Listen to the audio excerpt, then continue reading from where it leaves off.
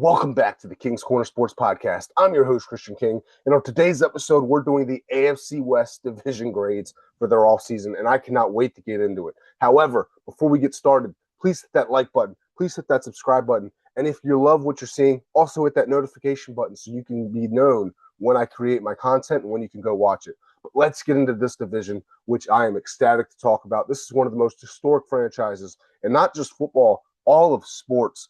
This is the best quarterback division in all of the league. I mean, you have Patrick Mahomes, Justin Herbert, Bo Nix, and some opinions may vary on what they believe of Fernando Mendoza. But coming in as a rookie, he's very polished. Granted, I've said he's not my number one rookie, but that's for a later topic. Let's get started with my last place team in the division, and this one should shock some people. It's the Los Angeles Chargers. I gave them a C+. I loved what they did on the offensive side. I truly believe David Njoku, Mike McDaniel, and all of these pieces that they brought in are going to mesh perfectly on the offensive side. However, what's concerned me with the Los Angeles Chargers is their defensive acquisitions and their defensive coordinator. Maybe I'm wrong. Maybe Chris O'Leary is going to end up being better than Jesse Minter. I strongly doubt it, but there's a chance it happens. You never know in the National Football League. But this Chargers team, it's not based off what I think of the roster. This is a top 5 to 8 roster in all of football. Some people are getting my rankings, they're finding it wrong. I'm not saying these are what the teams are. I'm saying how I would grade their off seasons. Not everybody's changing their rosters wholeheartedly, but I got to go based off what I see. Are they doing enough to stay ahead of the curve, or are they regressing? The Chargers are staying about right where they've been. Now, granted, this is one of the best teams in football when they're healthy. Problem is, the Chargers are never healthy. And honestly, I could not tell you a season where the Chargers have ever been healthy in my entire lifetime. It's like they have the worst injury luck in all of football. However, you get Justin Herbert with Mike McDaniel, there's going to be fireworks on the offensive side. You just need the defense to be complementary, make turnovers, get the ball back to that offense. And I'm just not sure that they can do that. Odafe Owe, who went to the Washington Commanders, Chargers let him walk, and he was phenomenal for the Chargers at the end of the season last year. Khalil Mack was brought back, but if you ask anybody in that building, Owe was the best pass rusher they had. Mack is at the tail end of his career. He had a great career, but he's no longer what he once was. However, I believe that if this Charger team stays healthy, they could be the best team in the National Football League. Saying they're going to stay healthy, you got about as good a shot as winning the lottery. But let's move on to our next team, and that team is the Denver Broncos. I gave them a B-. I liked some of the moves they had, but I'm really intrigued to see what's going to happen between Davis Webb, Sean Payton, and Bo Nix.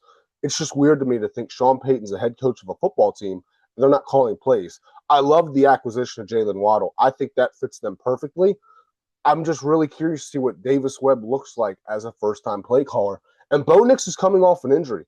And are we sure we can trust Jarrett Stidham to be a starting quarterback in this league if Bo Nix isn't who we think he was and it takes longer for him to recover from this ankle injury or he gets banged up again? I'm not sure. I think the Broncos should have went out and gotten a secured veteran backup quarterback that has played in this system and could use some guidance. I just don't think the Broncos have it. I think they're a good team, but they've also lost pieces on the defensive side. Dre Greenlaw wasn't what he was in San Francisco, but he was still serviceable last year, and I don't think they've upgraded that linebacker spot letting him go. If anything, they've downgraded. This Broncos team has talent, but just like the Chargers, it's what did they really add outside of Jalen Waddle? I like the pieces they brought in, but it wasn't a bunch of A-plus pieces. It was C, C+, B. Oh, there's the A in Jalen Waddle, but what else have you done? There wasn't a lot. They let John Franklin Myers go. This Broncos team, if they're healthy, is good, but I'm also concerned about the running back room. You got J.K. Dobbins, and you're relying on him to be healthy. J.K. Dobbins couldn't even stay healthy when he was in Baltimore. He couldn't stay healthy in college. J.K. Dobbins just isn't a reliable running back. He's better as a number 2 punch instead of the number 1, and I know they have R.J. Harvey, but the way they seem to be talking about J.K. Dobbins, it makes me believe that Dobbins is going to be RB1. And maybe I'm wrong. Maybe you Broncos fans will tell me, you're crazy. R.J. Harvey's RB1, and we just brought him in to be the number 2 running back. If that's true, great.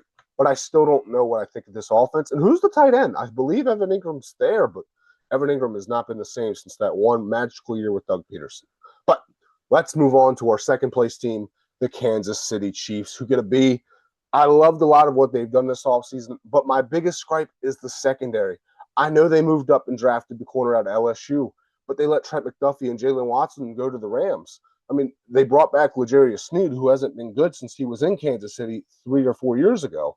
I mean, this is one of the best teams when everything's clicking, but I'm still nervous to see what's going to be of Patrick Mahomes coming back from this injury. And everyone wants to act like Eric Bieniemy is going to come back and bring this magic. Eric Bieniemy is not the offensive mind that people believe he is. Honestly, Eric Bieniemy to me is one of the most overrated offensive minds of my lifetime. I remember when he got to Washington, and I was like, yes, here we go. We're about to have the offense that's going to re-evolutionize the NFL. I could not have been more wrong, and it was horrible to watch. He had Sam Howell throwing the ball 40 to 50 times a game and thought he had Logan Thomas being Travis Kelce. It was ludicrous. It was like he had never seen a blitz. Wink Martindale used to be the defensive coordinator for the New York Giants. And I remember coming into that week, and I was like, well, Wink Martindale blitzes more than any defensive coordinator in NFL history. And they're like, oh, yeah, we're going to be prepared for the blitz.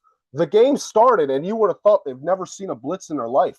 What are we doing? Maybe Eric Bieniemy was all made by Andy Reid, but maybe Eric Bieniemy is a better offensive coordinator when he's behind the scenes instead of the main play caller. Maybe it helps the Chiefs, but I'm not sure. What is the Chiefs' plan at tight end?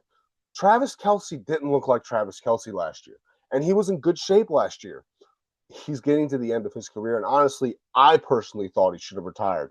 But the other thing I did like with the Chiefs all season, the reason I gave them a B and not a B- or a C+, I truly believe if Justin Fields is going to find his footing in the National Football League, that Kansas City is the perfect spot. Andy Reid knows how to develop quarterbacks just like Justin Fields. Look at the magical work he did for a Michael Vick, a Donovan McNabb. I mean, Justin Fields fits that estalage. You know what I mean? He fits that protege. That's how he's meant to be played. And I believe Andy Reid can get the best out of Justin Fields. Justin Fields just hasn't had a coach put all his knowledge into him. And I truly believe Justin Fields can get it. Maybe Andy Reid can teach him how to throw a crossing route over the middle of the field or take a little bit risk. I mean, Justin Fields last year did not turn the ball over. And I'm not saying that's a great thing because, honestly, I'm one of those guys that whenever you see a quarterback have low numbers in the interception range, that's not always a good sign. If they have low touchdowns and low picks, that means they're not throwing the football. If they have high touchdowns and low picks, that's a great number because that means they're being aggressive with the ball, but also careful with the ball. There's a thing as being too conservative in the National Football League. One of my favorite coaches was Bruce Arians, and he always had this saying. He'd say it, no risk it, no biscuit. You got to risk it for the biscuit sometimes. And I just think Justin Fields needs to get back to risking it more than what he is. But let's move on to our first place team. And I cannot believe if you would have told me this would have happened back in January, I would have said, no way. No way, no how would the Raiders be the number one team in the AFC West after the offseason. They're the number one offseason in the AFC West. Let me clarify that. They're not the number one team in the AFC West.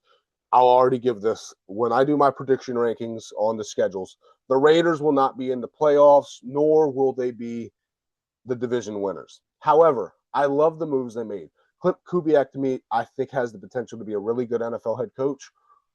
But I also could see a world where he ends up becoming this era's North Turner.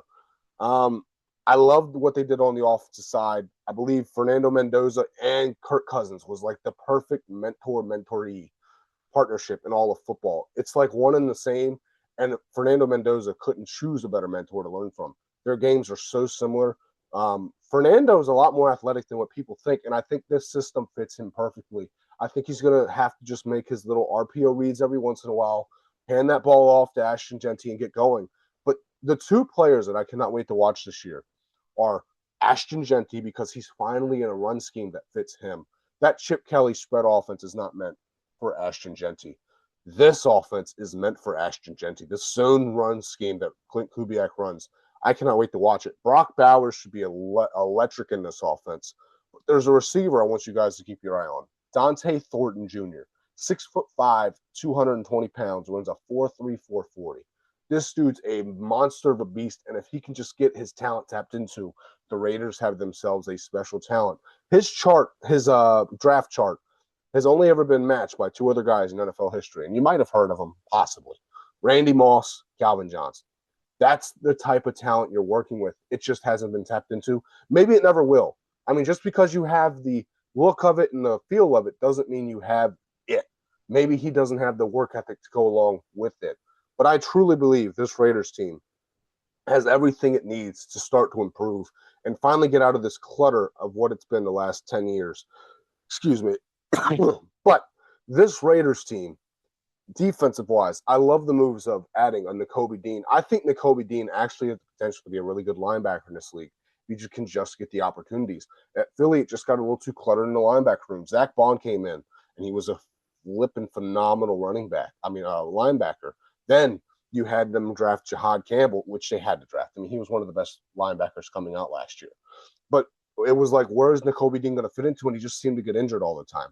I think he'll finally stop getting injured as much here in Las Vegas. The other reason I didn't give Vegas an A+, I think they overpaid on that center. You do not pay a center $27 million. That's egregiously overpaid, especially in today's market. And that's saying something because a lot of these players get paid a lot of money. But the highest paid center before this deal was $18 million. He got $27 million. That's $9 million more. I'm telling you, owners are looking at that deal the way they did when Deshaun Watson got his fully guaranteed contract back in 2022. Everyone's looking at that and going, we're not paying that. Any center that's coming out saying, I need a new contract, I'll tell you where they're going to go with, you ain't getting that. But thank you so much for watching. If you disagree with any of these rankings, tell me. Tell me why.